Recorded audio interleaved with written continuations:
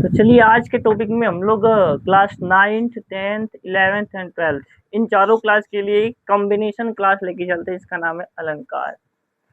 अलंकार में सबसे पहले अलंकार की तो परिभाषा सबको मालूम ही है कि काव्य की शोभा बढ़ाने वाले धर्मों को अलंकार कहते हैं। मतलब जिस चीज से किसी काव्य की शोभा बढ़ जाती है उसे अलंकार कहते हैं। जैसे जो मनुष्य की शोभा आभूषण बनाते हैं, जिस प्रकार मनुष्य की शोभा आभूषणों से होती है उसी प्रकार काव्य की शोभा भी उनके धर्मों उनके तत्वों से होती है। तो उसमें अलंकार की तो परिभाषा आप सबको मालूम ही है, अलंकार किसे कहते हैं इससे तो परिचित है। बट ये एग्जाम हमारे बोर्ड की एग्जाम में नहीं पूछता है, पर आपको बता दिए कि काव्य की शोभा बढ़ाने वाले धर्मों को अलंकार कहते हैं। इनके पाठ पढ़ेंगे। सबसे पहले पढ़ेंगे हम लोग उपमा अलंकार। उपमा अलंकार किससे कहते हैं? देखिए इनका जो परिभाषा लिखा गया कि जहाँ उपमेय की तुलना उपमान से की जाती है वहां उपमा अलंकार होता है। सिंपल सा है कि जहाँ उपमेय की तुलना उपमान से की जाती है वहां उपमा अलंकार है। मतलब एक वस्तु जो रहेगी एक तुलना करने वाली रहेगी और एक वस्तु जिसके साथ तुलना करेंगे। तो ऐसा अगर आपके सामने कोई परिभाषा आता है, कोई एग्जाम्पल आता है, तो आप उसमें बेफिक्र निडर होकर के उपमा अलंकार बता सकते हैं या लिख सकते हैं। जैसे आपके सामने यहाँ पे लिखा है पीपल पात सरिस मन डोला। अब देखिए यहाँ पीपल पात, पीपल का पत्ता सरिस के समान मन डोला। अब यहाँ पे मन की तुलना कंपेयर पीपल के पत्ते से कर रहा है कि जिस प्रकार पीपल का पत्ता डोलता है उसी प्रकार मेरा मन भी क्या कर रहा है, डोल रहा है। यानी पीपल के पत्ते के समान मेरा मन डोल रहा है। तो यहाँ पीपल के पत्ते की कंपेयर किससे कर रहे हैं? मन से कर रहे हैं। मन की तुलना किससे कर रहे हैं? पीपल के पत्ते से कर रहे हैं। तो अगर ऐसी स्थिति आती है तो इसमें कौन सा अलंकार होगा? इसमें होगा उपमा अलंकार। एक बात है, उपमा अलंकार के ना 4 भेद होते हैं। भेद नहीं पूछता है पर उपमा अलंकार के 4 भेद होते हैं। पहला उपमेय, दूसरा उपमान, तीसरा साधारण धर्म और चौथा वाचक शब्द। इसको भी लिख देता हूँ। पहला होता है उपमेय, दूसरा होता है उपमान, तीसरा होता है साधारण धर्म और चौथे की चर्चा होती बोलता है कि वाचक शब्द। वाचक शब्द ये उपमा अलंकार के 4 भेद होते हैं। इनसे हमारे क्वेश्चन नहीं पूछते बोर्ड के एग्जाम में, बट जानना जरूरी। जान लिए कि उपमा अलंकार कितने भेद होते हैं? तो 4, उपमेय, उपमान, साधारण धर्म और वाचक शब्द। ये दोनों तो जरूरी है जानना। तो यहाँ पे दूसरा एग्जाम्पल देखते हैं हम लोग, हरिपद कोमल कमल से। इसमें भी कौन सा अलंकार है? उपमा अलंकार है। मुख मयंक सम मंजु मनोहर, सम आ गया, सरिस आ गया। तो यहाँ पे मुख की तुलना चंद्रमा से कर रहा है, कंपेयर, समानता दिखा रहा है। तो अगर ऐसा स्थिति है तो कौन सा अलंकार होगा? उपमा अलंकार होगा। और भी जैसे आहूत सी गिर चढ़ी चिता पर चमक उठी ज्वाला सी, तो इसमें भी सासी है। तो सासी लगने से देखिए इनकी पहचान के लिए एक ही टॉपिक है कि अगर सर देखिए इसमें आता है सरिस आता है, सम आता है, स आता है। अगर ऐसे शब्द आते हैं तो उसमें कौन सा अलंकार होगा? उपमा अलंकार होगा। सिंपल सी कंपेयर करेगा। जहां उपमेय की तुलना उपमान से की जाती है वहां उपमा अलंकार होता है। जहां उपमेय की तुलना उपमान से की जाती है वहां उपमा अलंकार होता है। एकदम सिंपल सटीक इसकी परिभाषा बनेगी। एग्जाम्पल भी सिंपल है, पीपल पात सरिस मन डोला, हरिपद कोमल कमल से, मुख मयंक सम मंजु मनोहर। ये तीनों बहुत छोटे छोटे एग्जाम्पल आपके लिए लेकर आए हैं। और भी बहुत सारे एग्जाम्पल्स है, आप अपने मन से भी लिख सकते हैं। बस समझने की जरूरत है कि कभी कभी पैसेज देता है और पैसेज में पूछ सकता है कि प्रस्तुत पंक्ति में या प्रस्तुत पैसेज में पंक्ति में कौन सा अलंकार है। तो अगर आप पढ़े रहेंगे तो बता सकते हैं। उनकी पहचान के लिए सरिस, सम, सा, सी, से इत्यादि शब्द उस पंक्ति में आएंगे तो वो उपमा अलंकार कहलाएंगे। चलिए अब ये तो कंफर्म हो गया। अब चलते हैं संदेह अलंकार। सबसे बेहतरीन और सबसे बढ़िया ही अलंकार है संदेह अलंकार। अब देखते हैं संदेह अलंकार। उपमा अलंकार के बाद कौन सा? संदेह अलंकार। मतलब हम लाइनिंग से नहीं पढ़ा रहे, जो आपके लिए उपयोगी है वही बताया जा रहा है। मतलब समय की बचत करना है, कम समय में 2 नंबर एक्सेप्ट कर लिया जाए, बस वही जो हमारे लिए उपयोगी है वो। और पूरे अगर लाइनिंग से पढ़ना हो तो नेक्स्ट वीडियो में आपको बना के हम अगर यूट्यूब पे अपलोड कर देंगे। यहाँ पे जो हमारे लिए बहुत महत्वपूर्ण वीडियो है, महत्वपूर्ण अलंकार है, उसी के बारे में हम पढ़ रहे हैं। तो अब हम पढ़ते हैं संदेह अलंकार किसे कहते हैं। इनकी परिभाषा देखिए, जब किसी पद में समानता के कारण, जब किसी पद में समानता के कारण उपमेय उपमेय में उपमा का संदेह उत्पन्न हो और यह संदेह अंत तक बना रहे, वहां पे संदेह अलंकार होता है। मतलब कोई भी वस्तु को देख करके और उनकी दोनों की समानता एक जैसी हो और आपको कंफर्म ही नहीं हो पाए कि यह वस्तु यही है कि कोई दूसरी है, तो उसमें कौन सा होगा? संदेह अलंकार होगा। जब किसी पद में समानता के कारण उपमेय में उपमा का संदेह उत्पन्न हो और यह संदेह अंत तक बना रहे, वहां संदेह अलंकार होता है। एकदम सिंपल और सटीक एग्जांपल देके बता रहा हूँ, देखिएगा। परिभाषा तो अब लिख लेंगे ऐसे, जब किसी पद में समानता के कारण उपमेय में उपमान का संदेह उत्पन्न हो और यह संदेह अंत तक बना रहे, वहां संदेह अलंकार होता है। जैसे एग्जाम्पल, एक बहुत बड़ी एग्जाम्पल, जैसे ये रामायण से लिया गया है। जब सुपनेखा लक्ष्मण के पास आती है, अपना पूरा हुलिया बदल करके, मतलब एक सुंदर स्त्री के रूप में आती है, तो उस समय लक्ष्मण उससे पूछ रहे हैं, क्या कह रहे भैया?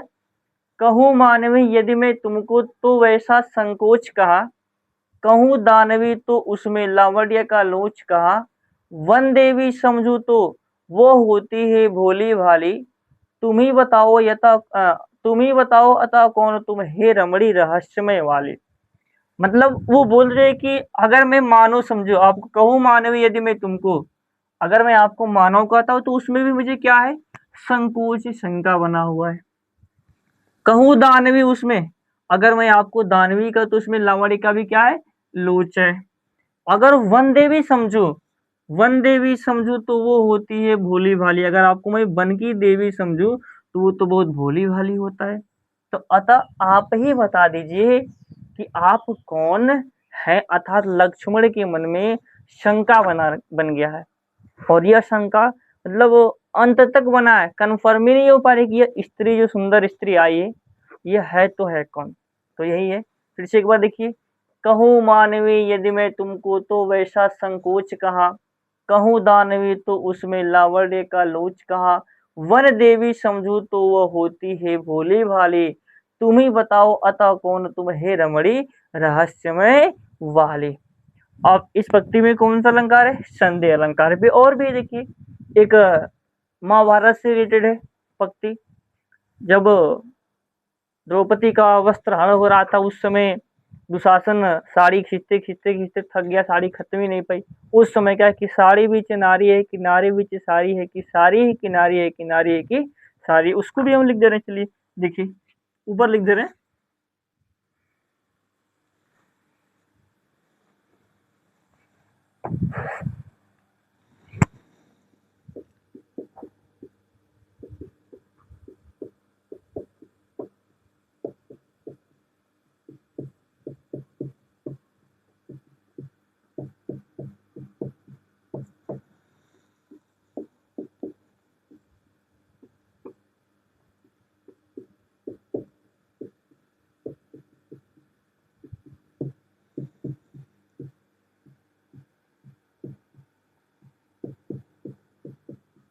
देखिए, साड़ी बीच नारी है, कि नारी बीच साड़ी है, साड़ी है कि नारी है, कि नारी है कि साड़ी है।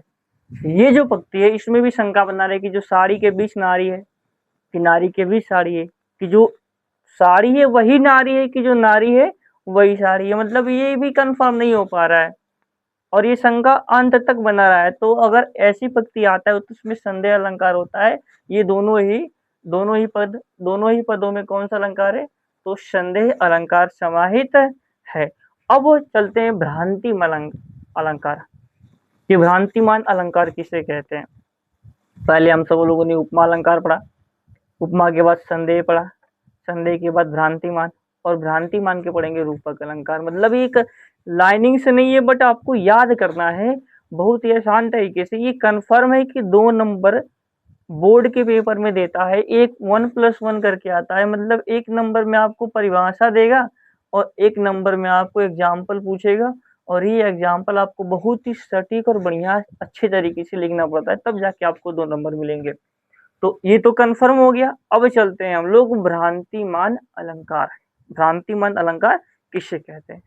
तो अब पढ़ते हैं भ्रांतिमान अलंकार। भ्रांतिमान अलंकार किसे कहते हैं, उसकी परिभाषा क्या होती है, उसका कौन सा एग्जाम्पल होता है, हमने पहले से लिख के अवेलेबल कर रखा है। क्योंकि ये व्हाइट बोर्ड है, डिजिटल बोर्ड है तो और पढ़ाई आसान हो जाती, लेकिन डिजिटल बोर्ड है नहीं अभी, आने वाले भविष्य में लग जाएगा अगर आप लोगों ने सपोर्ट किया तो। देखिए, भ्रांतिमान अलंकार किसे कहते हैं? जब किसी पद में सादृश्य विशेषता के कारण, मतलब समझ रहे हैं, जब किसी पद में सादृश्य विशेषता के कारण दोनों में समानता एक जैसी हो, तभी तो भ्रम पैदा होता है। जब किसी पद में सादृश्य विशेषता के कारण उपमेय में उपान का भ्रम उत्पन्न हो जाए, वहां भ्रांतिमान अलंकार होता है। याद कीजिए, कैसे याद करेंगे? जब किसी पद में सादृश्य विशेषता के कारण उपमेय में उपमान का भ्रम उत्पन्न हो जाए, वहां भ्रांतिमान अलंकार होता है। जैसे एग्जाम्पल लिखा है, पहला बहुत बढ़िया एग्जाम्पल आपके समक्ष लेकर के आए। देखिए, भ्रमण परत सुकतुंड पर। भ्रमर का मतलब होता है भौरा। भौरा देखिए ना, इतना बड़ा कलर का होता है, मतलब एक कीड़ा मकोड़ा है। परत मतलब पड़ता है, सुक मतलब तोता, तुंड मतलब चोट, पर मतलब पर। भ्रमर परत सुकतुंड पर जानत फूल पलाश।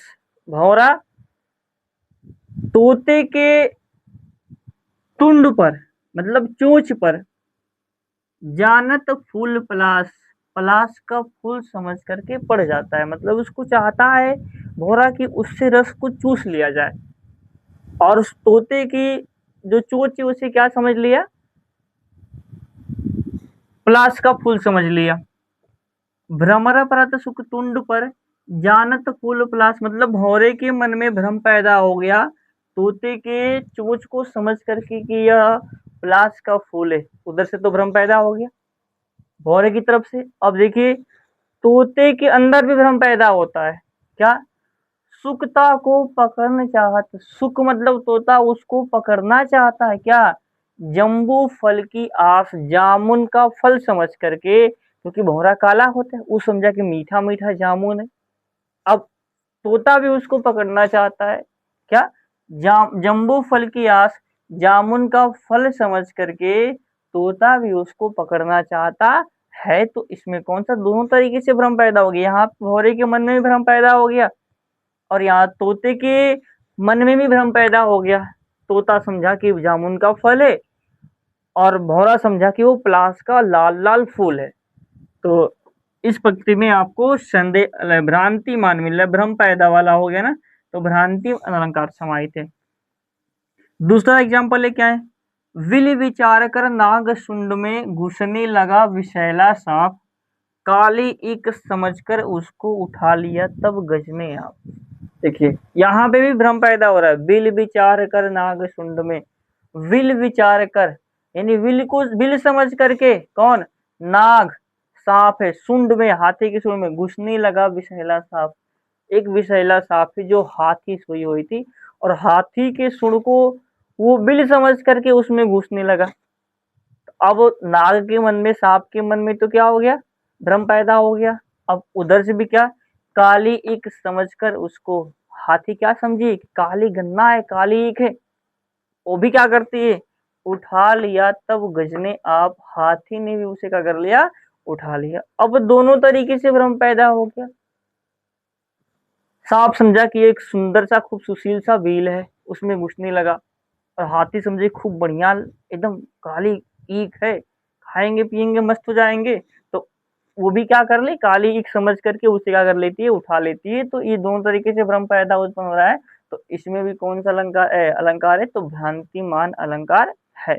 फिर एक बार देखिए, जब किसी पद में सदृश्य समानता के कारण या सदृश विशेषता के कारण उपमेय में उपमान का भ्रम उत्पन्न हो जाए तो वहां भ्रांतिमान अलंकार होता है। एग्जाम परिभाषा तो बहुत सिंपल है, एग्जाम्पल आपको याद करना पड़ेगा।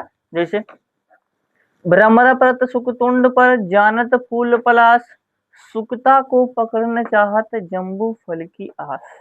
एकदम याद कीजिए, भ्रमर परत भ्रमर परत सुकतुंड पर जानत फूल पलास, सुकता को पकड़न चाहत जम्बू फल की आस। सेकेंड वाला है, बिल विचार कर नाग शुंड में घुसने लगा विषैला सांप, काली ईक समझकर उसको उठा लिया तब गजने आ। ये सिंपल सा एग्जाम्पल है आपके साथ। अब भ्रांतिमान अलंकार कंप्लीट हो गया। अगला जो बचा है रूपक अलंकार किसे कहते हैं। सबसे पहले रूपक अलंकार किसे कहते हैं, देखिए इनकी पहचान कैसे होती है। एकदम रूपक अलंकार, तो इसकी परिभाषा बनेगी कि जहां उपमेय में उपमान का भेद रहित आरोप होता है वह रूपक अलंकार होता है। मतलब आप ऐसे बोल सकते हैं, या अगर आप थोड़ा सा डिफरेंट करना चाहते हैं तो जहां उपमेय में उपमान का निषेध रहित आरोप होता है वहां पे रूपक अलंकार होता है। तो परिभाषा में लिखते रहेंगे ऐसे, देखिए जहां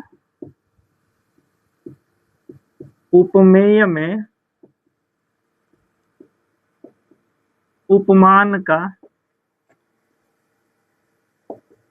भेद रहित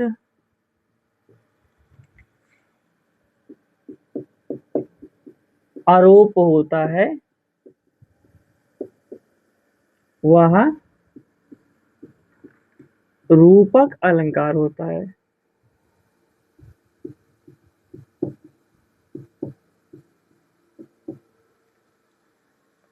रूपक अलंकार होता है, ये इसकी सबसे सिंपल परिभाषा है रूपक अलंकार की, कि जहां उपमेय में उपमान का भेद रहित आरोप होता है वहां रूपक अलंकार होता है। चाहे तो आप डिफरेंट भी कर सकते हैं, जहां उपमेय में उपमान का निषेध रहित आरोप होता है वहां रूपक अलंकार होता है।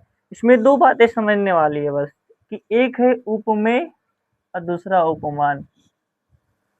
मतलब ये उपमेय है क्या, इसका अर्थ क्या होता है, उपमान है क्या, इसका क्या अर्थ होता है। तो उपमेय का मतलब होता है ना कि जिसकी तुलना किया जाए, और उपमान का मतलब होता है जिससे तुलना किया जाए।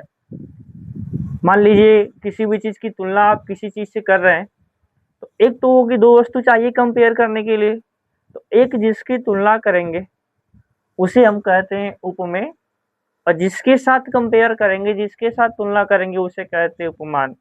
तो ये कंफर्म हो गया कि उपमेय उपमान किसे कहते हैं। अब रूपक अलंकार की परिभाषा हो गई, जहां उपमेय में उपमान का भेद रहित आरोप होता है वहां रूपक अलंकार होता है। अब इनकी समझने के लिए, पहचान के लिए कौन सा ट्रिक है सर, किसी पहचाने कैसे कि इसमें रूपक अलंकार है या नहीं है। तो एक बात है, रूपी अर्थ निकलता है, इसका जो अर्थ होगा ना वो रूपी अर्थ निकलेगा। जब हम एग्जाम्पल देखेंगे इसके एग्जाम्पल, तो उसमें इसका अर्थ आपको रूपी निकलते हुए दिखाई देगा।